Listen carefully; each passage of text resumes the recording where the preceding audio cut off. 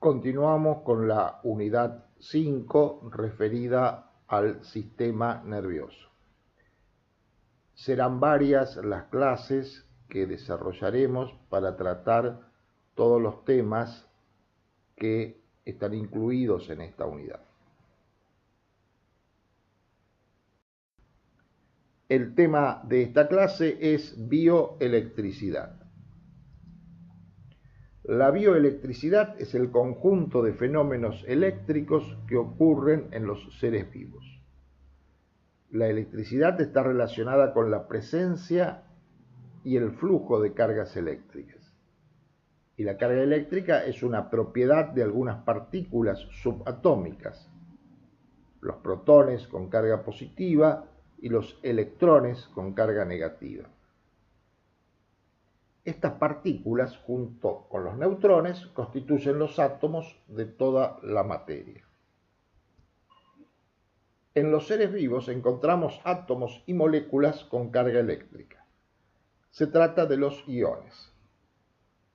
Si los átomos y moléculas han perdido electrones, se denominan cationes y tienen carga positiva. Y si han ganado electrones, se denominan aniones y tienen carga negativa. Los iones más importantes para estudiar los fenómenos eléctricos en las neuronas son los siguientes: el catión sodio, el catión potasio, el anión cloruro y los aniones orgánicos. El sodio está mucho más concentrado en el espacio extracelular que en el intracelular. También sucede lo mismo con el anión cloruro. Mientras que el potasio está mucho más concentrado en el espacio intracelular que en el extracelular. Los aniones orgánicos son, por ejemplo, las proteínas que en los grupos laterales de sus aminoácidos tienen carga negativa y se encuentran principalmente dentro de la célula. La conducción eléctrica se debe al movimiento de estos componentes en el medio acuoso intracelular y extracelular, y veremos procesos principalmente referidos al transporte de estos iones a través de la membrana celular. Es conveniente repasar los mecanismos de transporte a través de la membrana plasmática que ya estudiamos, porque estos mecanismos serán aplicados en los distintos fenómenos que estudiaremos en la neurona con respecto a la conducción de las señales eléctricas. Los iones y moléculas que mencionamos son hidrofílicas y tienen carga eléctrica. Por lo tanto, no pueden pasar por difusión simple, que es uno de los mecanismos que habíamos analizado. Sería una difusión simple, es el paso a favor del gradiente electroquímico de una partícula por la membrana. El transporte puede darse por canales iónicos a favor de gradiente electroquímico, pero pasando por este canal. Esta es una forma de difusión facilitada que aplicaremos en este tema de bioelectricidad. También veremos que los iones pueden pasar en contra de gradiente electroquímico a través de un transporte activo. Los aniones orgánicos intracelulares que mencionamos anteriormente no pueden pasar a través de la membrana, especialmente por su gran tamaño molecular, y no serán transportados entonces en estos procesos.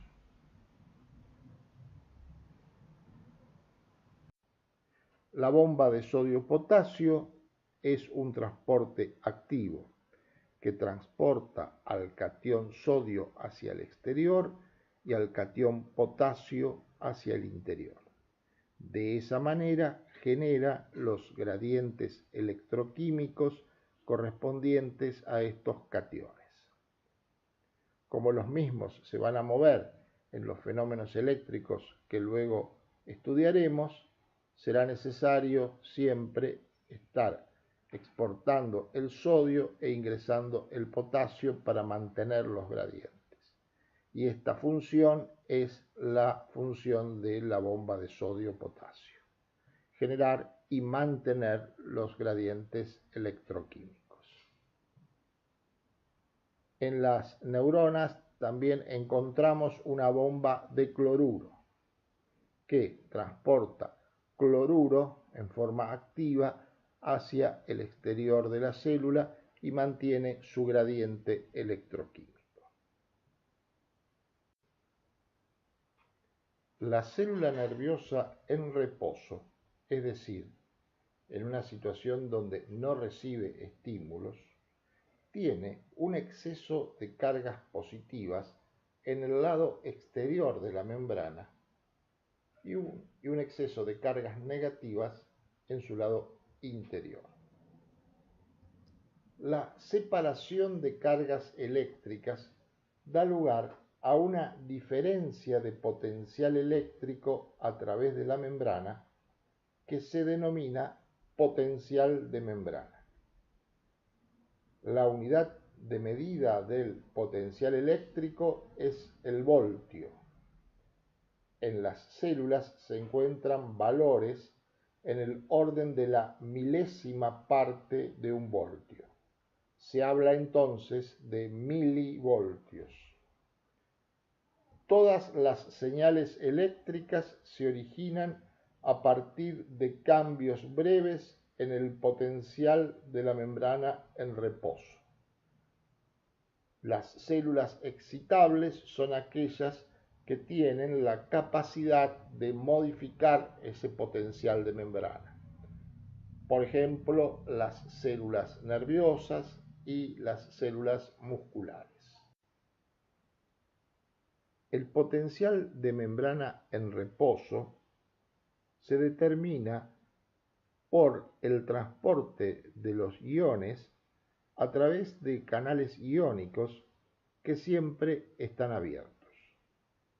Son denominados canales de fuga y son específicos para cada ion. Las células nerviosas tienen canales de fuga para potasio, como el que se representa en la figura, para cloruro y para sodio. Es decir, que la membrana tiene una cierta permeabilidad para estos iones en reposo. Luego mencionaremos las diferencias en cuanto a permeabilidad para los iones. Con respecto a los grandes aniones orgánicos, podemos decir que, por su tamaño, son incapaces de atravesar la membrana celular. Por lo tanto, no habrá transporte de los mismos que influya en los movimientos de cargas eléctricas que estamos analizando. El potencial de membrana en reposo está determinado por los canales de fuga del catión potasio, el anión cloruro y el catión sodio. Estos canales permanecen siempre abiertos. Por lo tanto, los iones están impulsados por sus gradientes electroquímicos a ser transportados por dichos canales. Si consideramos el gradiente de concentración, podemos observar que el potasio tenderá a salir de la célula y el cloruro y el sodio a ingresar. Pero también tenemos que tener en cuenta las cargas eléctricas. En cuanto el exterior comienza a cargarse en forma positiva, estas cargas positivas repelen la salida del potasio. Cuando el interior se carga en forma negativa, las cargas negativas tienden a repeler el ingreso de cloruro.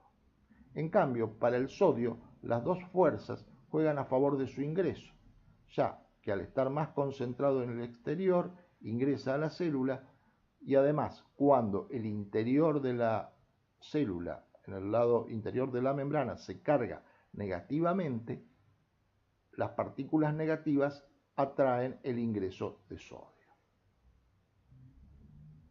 El movimiento de estos tres iones a través de la membrana en las condiciones de reposo determina el potencial de la misma. Pero hay que tener en cuenta un factor muy importante, que es la permeabilidad de la membrana para con estos iones.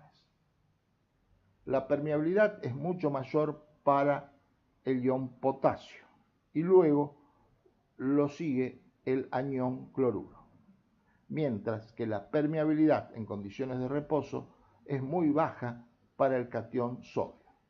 Por lo tanto, en la determinación del potencial de membrana en reposo contribuyen principalmente el potasio y luego el cloruro. Y la membrana queda entonces cargada positivamente del lado exterior y en forma negativa del lado interior. Decimos que la membrana está polarizada. Otro factor que contribuye es la bomba de sodio-potasio. Recordemos que la bomba expulsa 3 iones sodio e ingresa 2 iones potasio. De esa forma se expulsa una carga positiva en forma neta que contribuye a la polarización de la membrana. De todas maneras, esta contribución no es muy importante desde el punto de vista cuantitativo para el potencial de la membrana.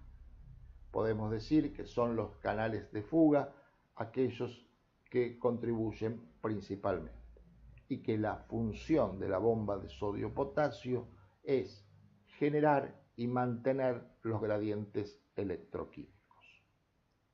El valor del potencial de reposo es de menos 70 milivoltios. Se considera al exterior como cero y se mide la diferencia con el interior. Por eso, el valor resulta negativo.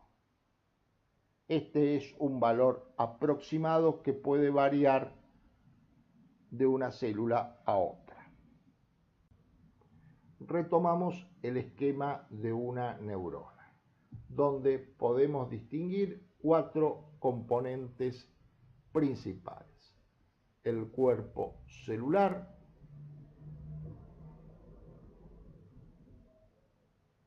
la membrana del cuerpo celular y sus ramificaciones llamadas dendritas, una ramificación de mayor tamaño y longitud en general, denominada axón, que en su extremo terminal se ramifica, y finalmente las terminales axónicas que encontramos al final de cada una de esas ramificaciones del axón. Entonces, el cuerpo celular es responsable de los principales procesos metabólicos de la célula. La membrana del cuerpo celular y la membrana de las dendritas son responsables de la recepción de los estímulos. Se reciben miles de estímulos en una neurona que deben ser integrados. Según el resultado de esa integración, la neurona podrá transmitir o no transmitir una señal a través del axón hacia otras células. El axón en su extremo terminal se ramifica y cada una de estas ramificaciones termina en una terminal axónica, que es la que establece la comunicación con otra célula. Los estímulos, en general, son neurotransmisores liberados por otras neuronas que provocan cambios en la permeabilidad de la membrana a los iones. Estos cambios en la permeabilidad se deben a la apertura de canales regulados por ligando. El ligando es una molécula que se une al transportador en un sitio específico y provoca la apertura del canal. Este sería el ligando que se une en este sitio, provoca la apertura de este canal y ahora la molécula transportada, en este caso los iones, podrán pasar a través de dicho canal.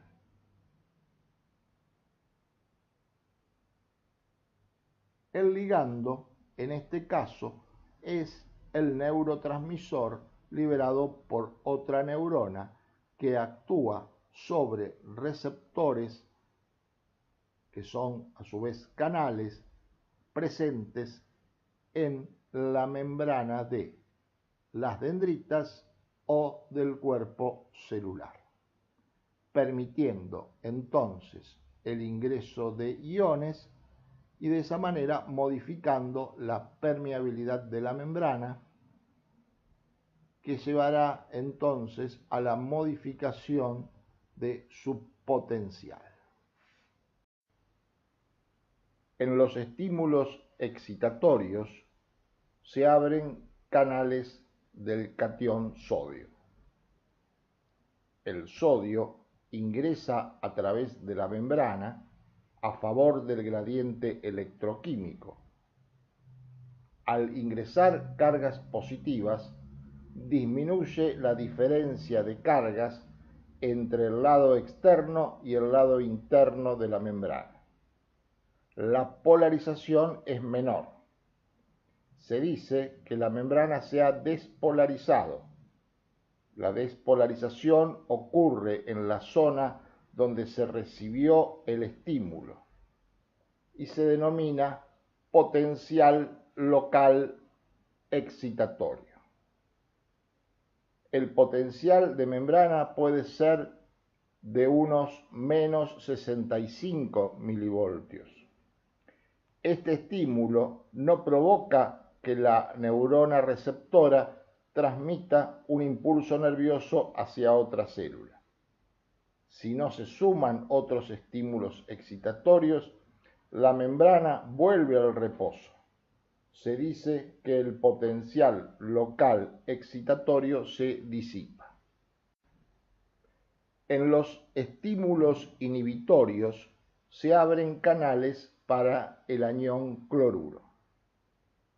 El cloruro ingresa a través de la membrana a favor de gradiente químico, no de gradiente eléctrico.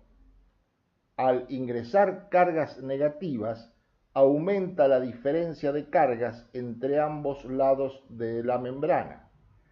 Hay una mayor polarización. Se dice que la membrana se ha hiperpolarizado. El potencial de membrana puede ser, en esos casos, de unos menos 75 milivoltios. La hiperpolarización ocurre en la zona donde se recibió el estímulo y se denomina potencial local inhibitorio. Una neurona recibe miles de estímulos excitatorios e inhibitorios en la membrana de sus dendritas y del cuerpo celular. La neurona tiene que integrar todos estos estímulos. Decimos que la neurona suma todos los potenciales locales. La suma es espacial y temporal. Espacial porque los potenciales producidos en lugares próximos se van superponiendo e integrando. Temporal porque dos estímulos próximos en el tiempo también se suman. Debemos recordar que estamos hablando de milisegundos. Se van sumando los potenciales locales excitatorios y se suman también, con signo contrario, los potenciales locales inhibitorios.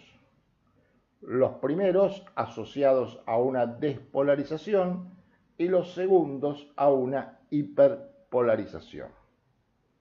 Si la hiperpolarización es mayor que la sumatoria de la despolarización, la neurona que ha recibido los estímulos no conducirá una señal por el axón a otra célula, es decir, no conducirá un impulso nervioso o potencial de acción.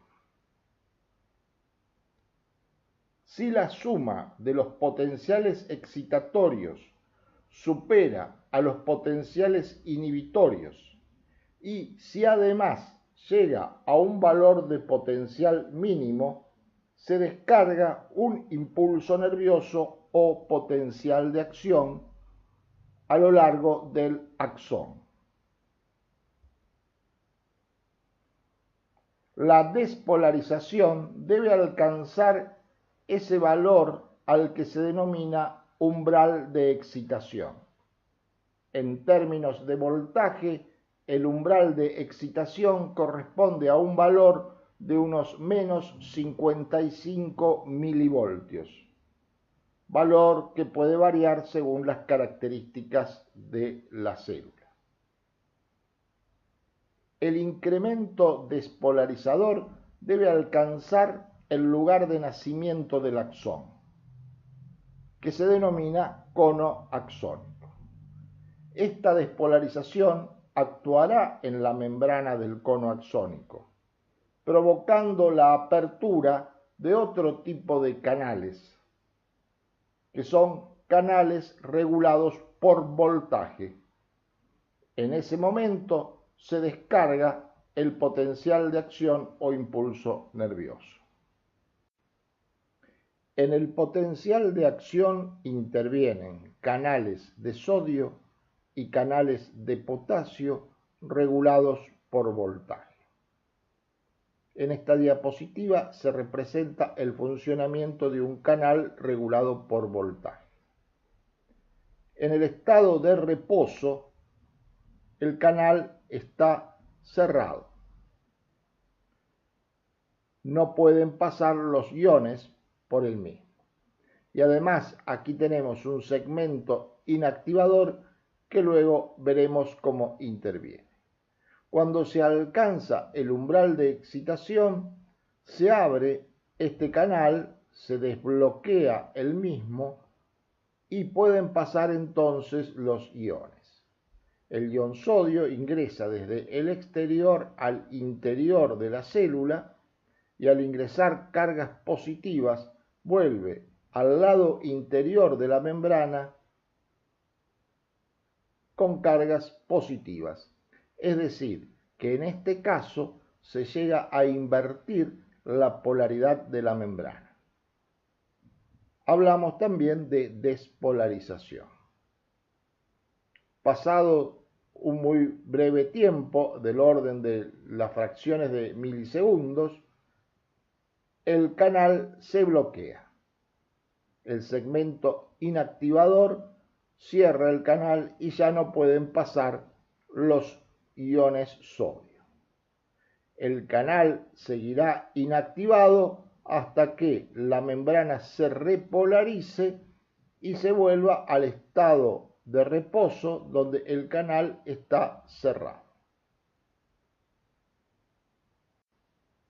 Entonces, la despolarización de la membrana del cono axónico, cuando se ha superado el umbral de excitación, provoca la apertura de los canales de sodio regulados por voltaje. Estos canales están cerrados cuando la membrana está en reposo. Cuando la membrana está despolarizada a valores del umbral de excitación o mayores, se abren. Se produce entonces el ingreso de sodio a favor del gradiente electroquímico y la despolarización consecuente de la membrana.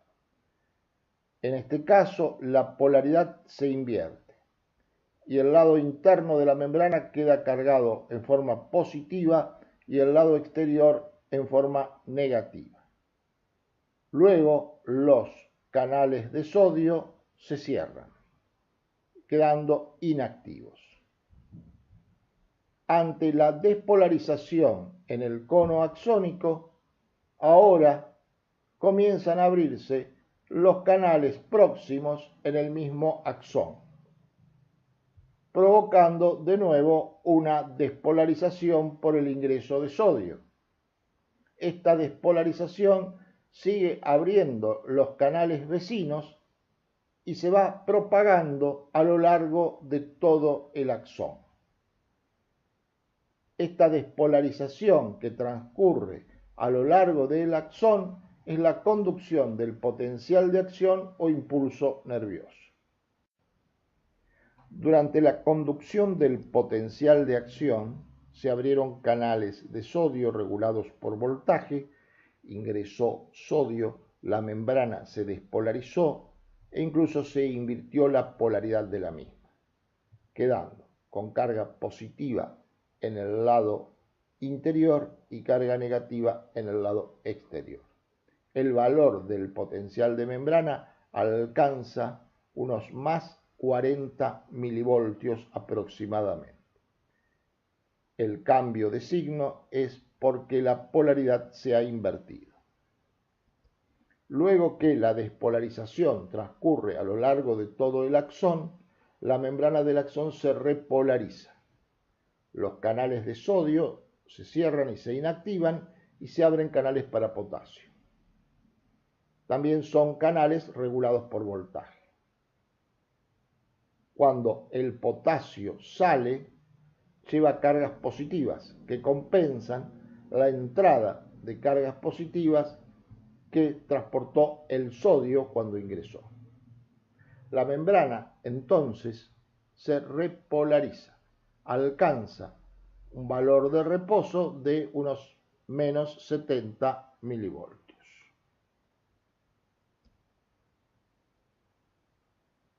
Pero el sodio ha ingresado a la célula y el potasio salió al exterior.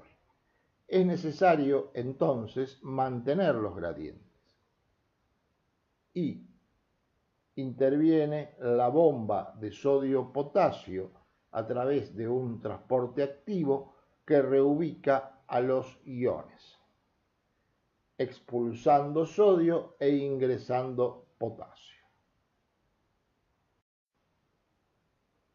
La conducción de los potenciales de acción a lo largo del axón no se atenúa.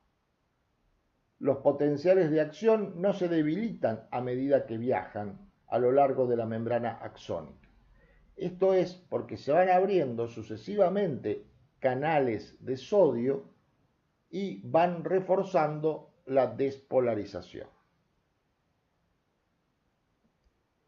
Después de la iniciación de un potencial de acción, tiene lugar un breve periodo en el que no es posible provocar un segundo potencial de acción en el mismo lugar. Este es el periodo refractario. El periodo refractario puede ser absoluto o relativo. El periodo refractario absoluto es aquel en el que los canales de sodio regulados por voltaje se encuentran inactivos, por lo que se inhibe entonces el transporte de sodio y no puede ser disparado un nuevo potencial de acción por más que se aumente la intensidad de los estímulos. En cambio, el periodo refractario relativo se da cuando se está produciendo la repolarización por la apertura de los canales de potasio. Según sea el valor del potencial durante esa repolarización, puede darse un nuevo potencial de acción si se estimula con mayor intensidad. Por eso se dice que es un periodo refractario relativo. El periodo refractario puede explicar dos propiedades de la conducción neural.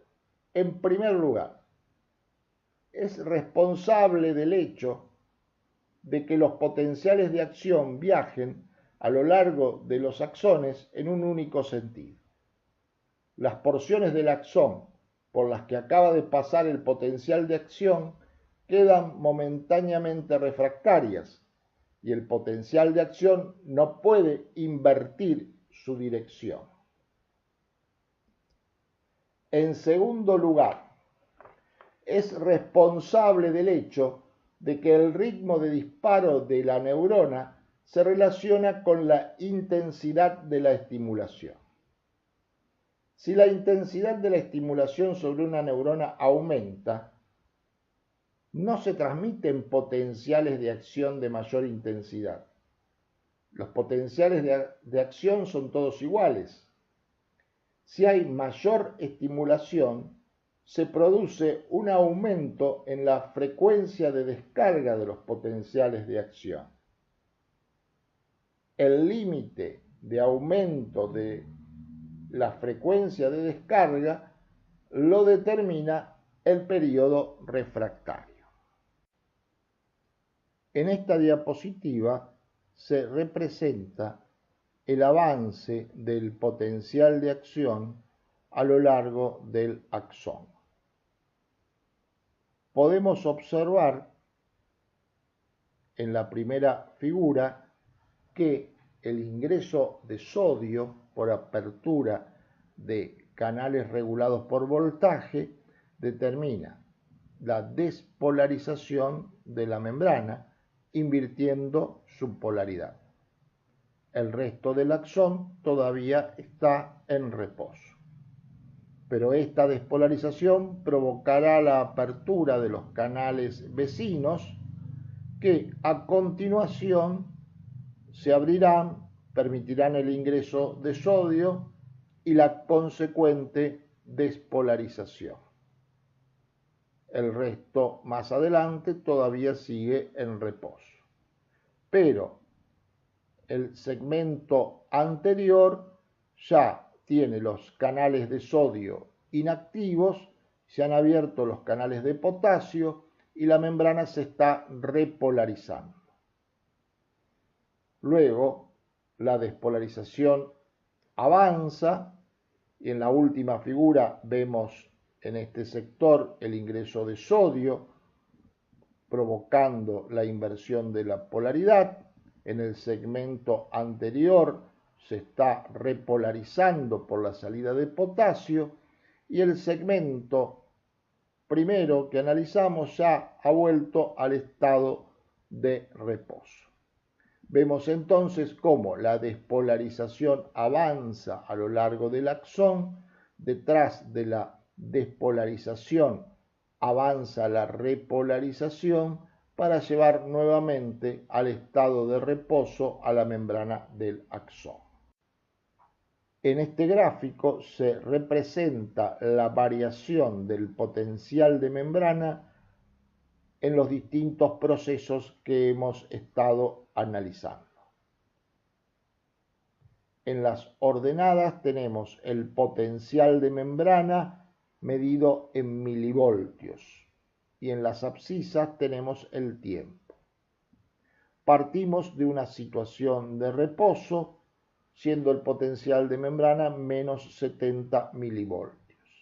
Si se recibe un estímulo excitatorio, se produce una despolarización y un potencial local excitatorio que, por ejemplo, puede ir a un valor de 65 milivoltios.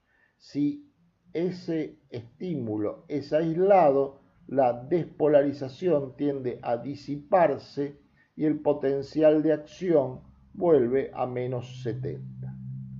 Si se recibe un estímulo inhibitorio, se produce una hiperpolarización, el potencial local inhibitorio puede alcanzar, por ejemplo, un valor de menos 75, pero también si es un estímulo aislado, se disipa y la membrana vuelve al reposo. Así seguimos el reposo hasta que comienzan a recibirse muchos estímulos juntos que se van integrando. Si la integración de estos estímulos resulta en la despolarización de la membrana, entonces el potencial de membrana comienza a aumentar, y si siguen los estímulos excitatorios sumándose, se puede alcanzar el umbral de excitación. Si se ha alcanzado el umbral de excitación, se abren los canales de sodio regulados por voltaje en el cono axónico. Entonces comienza a ingresar el ion sodio, la membrana en el cono axónico se despolariza, incluso pasa el valor 0 y se invierte la polaridad, quedando la membrana cargada en forma positiva dentro de la célula. A medida que va ingresando sodio por la apertura de los canales de sodio, comienzan a abrirse los canales de potasio. De esa forma, esta curva ya comienza a crecer menos hasta alcanzar un valor máximo donde se cierran los canales de sodio, quedan inactivos y quedan abiertos los canales de potasio. El potasio entonces sigue saliendo, repolarizando a la membrana. Luego los canales de potasio se van cerrando, pero se produce una hiperpolarización momentánea hasta volver a la condición de reposo.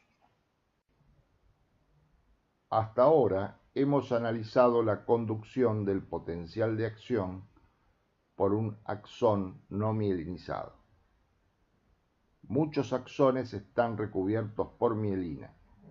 Los oligodendrocitos en el sistema nervioso central y las células de Schwann en el sistema nervioso periférico forman la vaina de mielina, recubriendo con su membrana a los axones. La vaina de mielina no es continua. Quedan espacios descubiertos que se denominan nodos de Rambier.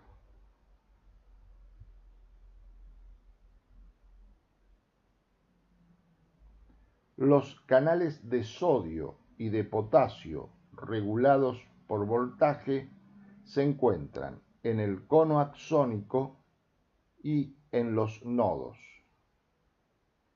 Cuando se descarga un potencial de acción en el cono axónico, el efecto de la despolarización llegará hasta el primer nodo y luego viajará de nodo en nodo hasta las ramificaciones del axón. Por eso se dice que la conducción es saltatoria. En la figura está representada la conducción entre dos nodos. En el primero se abren los canales de sodio, ingresa el catión y se invierte la polaridad de la membrana. Los iones positivos van desplazando por repulsión a las otras cargas positivas. De esa forma, la despolarización puede viajar en forma pasiva en el sector recubierto por mielina y llegar al siguiente nodo, donde provoca la apertura de los canales de sodio. La despolarización no puede avanzar en sentido contrario hacia el cono axónico, como ya lo analizamos, debido al período refractario. Entonces, la zona recubierta por mielina permite el transporte del potencial de acción en forma pasiva, sin abrir canales para el sodio. La presencia de la mielina tiene dos consecuencias principales. Aumenta la velocidad de conducción del potencial de acción, y esto es muy importante para los axones de una longitud mayor. Y segundo, Como se abre menor cantidad de canales y se transportan menos iones de lo que sería necesario sin la presencia de mielina, se produce un ahorro energético por un menor trabajo de la bomba de sodio-potasio para mantener los gradientes. Resumiendo lo desarrollado en esta clase, podemos decir: los iones sodio y cloruro se encuentran más concentrados en el lado exterior de la célula y los cationes potasio y los aniones orgánicos están más concentrados en el interior. Los gradientes de sodio, cloruro y potasio son generados por mecanismos de transporte activo. En condiciones de reposo, cuando no se reciben estímulos ni se conducen señales eléctricas, la membrana presenta una polarización de cargas positivas en el exterior y cargas negativas en el interior. Esta separación de cargas es el potencial de membrana en reposo y tiene un valor de unos menos 70 milivoltios.